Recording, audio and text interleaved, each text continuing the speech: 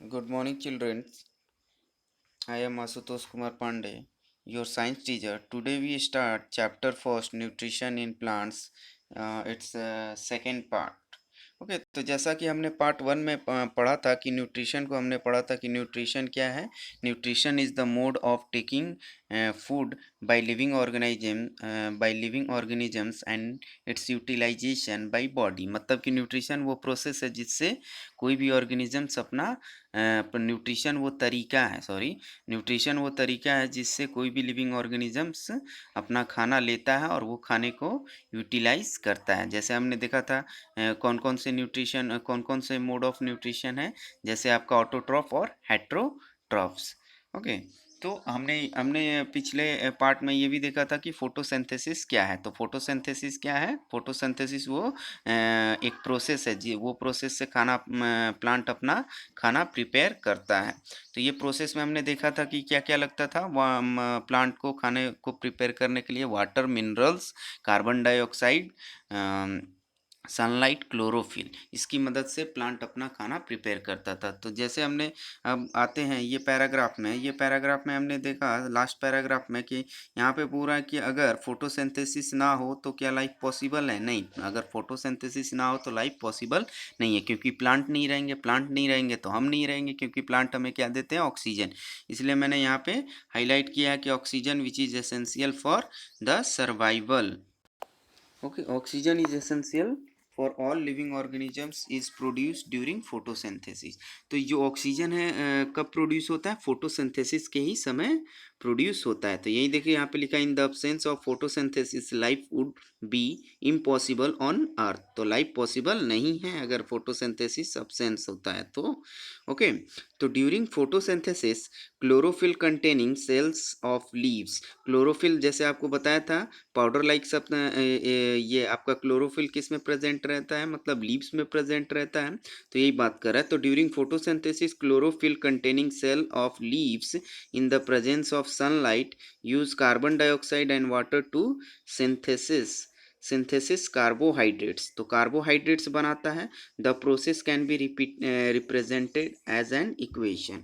Okay, तो यहाँ पे इक्वेशन के थ्रू प्रोसेस को रिप्रेजेंट किया, जैसे कार्बन डाइऑक्साइड, इसीलिए मैंने यहाँ पे क्या लिखा, आप लोग क्या लिखेंगे? कार्बन डाइऑक्साइड प्लस वाटर, फिर एरो दे के आप ऊपर में क्या लिखेंगे? सनलाइट और क्लोरोफिल, और इससे आपको क्या मिलता है? Carbohydrates plus oxygen. तो ये ये पूरा प्रोसेस क्या, ये पूरा इक्वेशन क्या रिप्रेजेंट करता है? फोटोसिंथेसिस का प्रोसेस रिप्रेजेंट करता है। अब हम चलते हैं डायग्राम में आते हैं, डायग्राम मोस्ट है। अब हम बात करते हैं कि ये सेक्शन क्या है। ओके, तो लीव्स देखिए, पहला जो दिखा रहा है लीफ है जो आपका, वो पहले से आप जानते हैं। अब चलते हैं, जैसे आपने स्टोमाटा पढ़ा था, तो ये सेक्शन थ्रू ए लीव, मतलब कि लीफ का ये सेक्शन बता रहा है कहाँ पे कौन सी चीज़ है। तो देखिए यहाँ पे जैसे क्लोरोफिल को मैंने बताया था। अभी हम पहले स्टोमाटा को देखते हैं। स्टोमाटा क्या है? मैंने बताया था कि stomata is a porous like structure. तो पोरस का मतलब क्या होता है? तो पोरस मतलब कि खाली स्पेस। देखिए यहाँ स्टोमाटा, स्टोमाटा आपको दिख रहा है, गार्ड सेल, दो गार्ड सेल के बीच में जो जगह है उसको हम क्या बोलेंगे? स्टोमाटा। देखिए यहाँ पे। ओके, अब ये दोनों क्या है? आपके गार्ड सेल दिख रहा है, और गार्ड सेल के अंदर एक पाउडर लाइक सब्सटेंसेस होता है, इसको हम क्या बोलते हैं? क्लोरोफिल। अब चलते हैं एक और डायग्राम से हम समझते हैं इसको।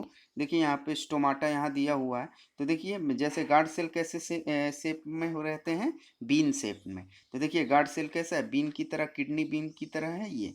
ओके, और स्टो, अगर हम बात करें स्टामटल, इसको स्टामटल ओपनिंग बोलते हैं, स्टामटल ओपनिंग। ओके, अब चलते हैं, देखिए यहाँ पे सिस्टमेटिक डायग्राम शोइंग फोटोसिंथेसिस।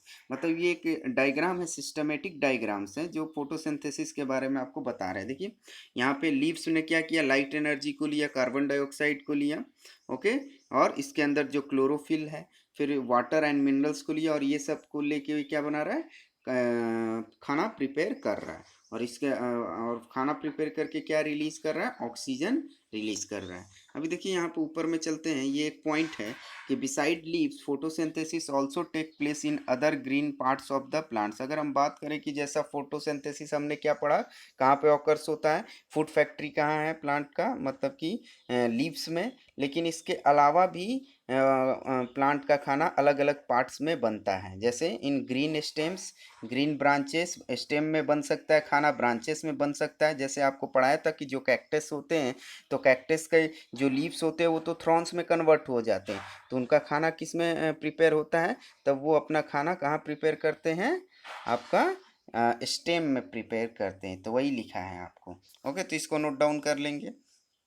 अब हम चलते हैं, तो यहाँ पे ये पैराग्राफ में ड्यूरिंग द प्रोसेस, देखिए यहाँ पे द प्रोसेस को मैंने कट किया है। यहाँ पे आप क्या लिखेंगे, ड्यूरिंग फोटोसिंथेसिस। यहाँ पे क्या, द प्रोसेस को कट करके क्या लिखेंगे, during photosynthesis oxygen is release, the carbohydrates ultimately get converted into starch. अच्छा, तो कार्बोहाइड्रेट्स, जैसे आपको मालूम है कि खाना, वो प्लांट को बनाए हुए खाने को हम क्या बोलते हैं, कार्बोहाइड्रेट्स। ओके, तो कार्बोहाइड्रेट्स, तो the carbohydrates ultimately get converted into starch, मतलब कि कार्बोहाइड्रेट्स किस में कन्वर्ट हो जाता है, स्टार्च में। तो ये कार्बोहाइड्रेट्स ही है, ओके, जो कन्वर्ट हो जाता है आपके स्टार्च में। तो स्टार्च को आपको बताया था कि ये कॉम्प्लेक्स मॉलिक्यूल्स है सुगर्स का। Okay, so the presence of starch in leaves indicates the occurrence of photosynthesis. Okay, तो स्टार्च का प्रेजेंस क्या बताता है, कि ये लीव्स में फोटोसिंथेसिस हुआ है। ओके, तो स्टार्च हम कैसे कन्वर्ट कर सकते हैं, जैसे क्लास 6 में आपने पढ़ा था आयोडीन टेस्ट। एक आलू पे जब हम क्या करते हैं, आयोडीन डालते हैं, तो उसका कलर क्या हो जाता है, ब्लू ब्लैक हो जाता है। The starch is also a carbohydrate, तो स्टार्च भी क्या है, हमारा कार्बोहाइड्रेट, लेकिन ये क्या है, कॉम्प्लेक्स मॉलिक्यूल्स है, किसका, कार्बोहाइड्रेट्स का। ओके, ये एक्टिविटी है, और ये एक्टिविटी को हम नेक्स्ट पेज में देखते हैं। ये एक्टिविटी क्या बोल रहा है, कि हम दो पॉटेड प्लांट को लेंगे, मतलब कि दो प्लांट को लेंगे, पॉटेड प्लांट, मतलब कि ऐसा मतलब कि पॉटेड प्लांट को लेंगे, और एक प्लांट, दो पॉटेड प्लांट को लेंगे, और उसको हम कहाँ रखेंगे, एक को सनलाइट में रखेंगे, और एक को कहाँ रखेंगे, शेड में रखेंगे, मतलब छांव में रखेंगे। तो जो सनलाइट वाला में, जो सनलाइट है, जो सनलाइट में प्लांट्स होगा, उसके लीव्स में हमको क्या देखने को मिल जाएगा, स्टार्च देखने को मिल जाएगा। लेकिन जो सनलाइट में जो प्लांट नहीं रहेगा, उसके लीव्स में हमको स्टार्च देखने को नहीं मिलेगा। अब चलते हैं यहाँ पे सेकंड पैराग्राफ में, the leaves other than green also have chlorophyll. ऐसा नहीं है कि जो लीव्स आपके ग्रीन होंगे उसके ही अंदर क्लोरोफिल होगा। और जो बहुत सारे आप प्लांट्स देखते हैं जिसके लीव्स येलो होते हैं या रेड होते हैं। Okay, the large amount of red, brown and other pigments mask the green colour. Okay, तो ये अलग अलग तरह के पिगमेंट्स हैं। पिगमेंट्स आपको बताया था, पाउडर लाइक सब्सटेंसेस। ओके, तो पाउडर लाइक सब्सटेंसेस जो आपके लीव्स में मौजूद रहते हैं, तो बहुत सारे मतलब कि लीव्स में आपके क्या रहते हैं, जो पिगमेंट्स होते हैं वो रेड रेड कलर के ज़्यादा होते हैं, कोई कोई लीव्स में आपके ब्राउन कलर के ज़्यादा होते हैं।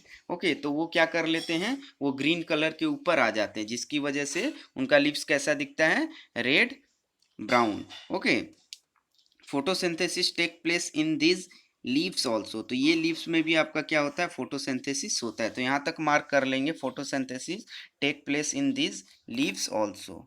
ओके, अब चलते हैं नीचे। अब यहाँ पे एक मेन है आपका एल्गी। ओके, तो you often see slimy green patches, slimy का मतलब चिपचिपा, और ग्रीन पैचेस का मतलब धब्बा, जैसे काई बोल सकते हैं, इन पॉन्ड्स और अदर स्टैंजेंट वाटर बॉडीज। ओके, तो आपको ये मतलब कि आपका चिपचिपा और धब्बा टाइप का आपको तालाब में देखने को मिल जाता है। या स्टैंजेंट वाटर का मतलब बताया था, ऐसा पानी, सड़ा हुआ पानी या गंदा पानी जो है।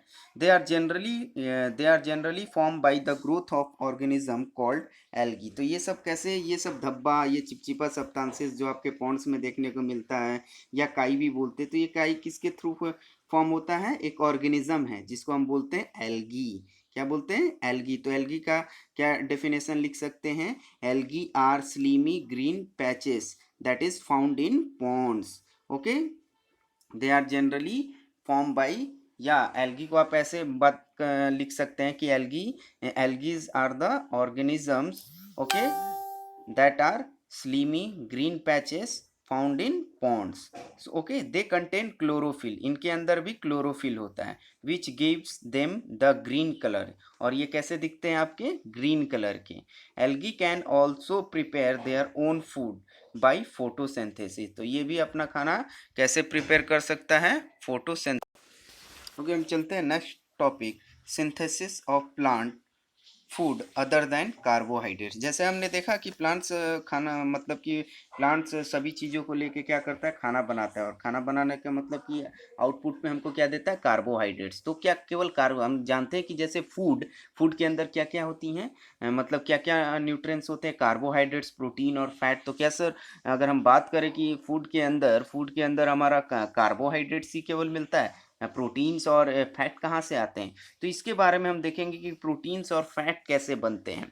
ओके, तो यहाँ पे देखिए, यहाँ से आप मार्क करेंगे plants synthesis, plant synthesis carbohydrates through the process of photosynthesis. Photosynthesis करके प्लांट्स क्या प्रिपेयर करता है, क्या सिंथेसिस करता है, क्या प्रिपेयर करता है, carbohydrates. The carbohydrates are made of carbon, hydrogen and oxygen. ये क्लास 6 में आपने पढ़ा है कि कार्बोहाइड्रेट किससे मिलके बनता है। They are use to synthesis other components of foods. Okay, तो यहाँ पे ये वर्ड का मतलब है कि मतलब प्लांट्स यही प्रोसेस के दौरान, मतलब ये फोटोसिंथेसिस के ही दौरान फूड्स में जो अदर कंपोनेंट्स हैं उसको भी प्रिपेयर करता है, जैसे प्रोटीन्स और फैट को यही प्रोसेस के समय ये क्या करता है, इसको प्रिपेयर करता है।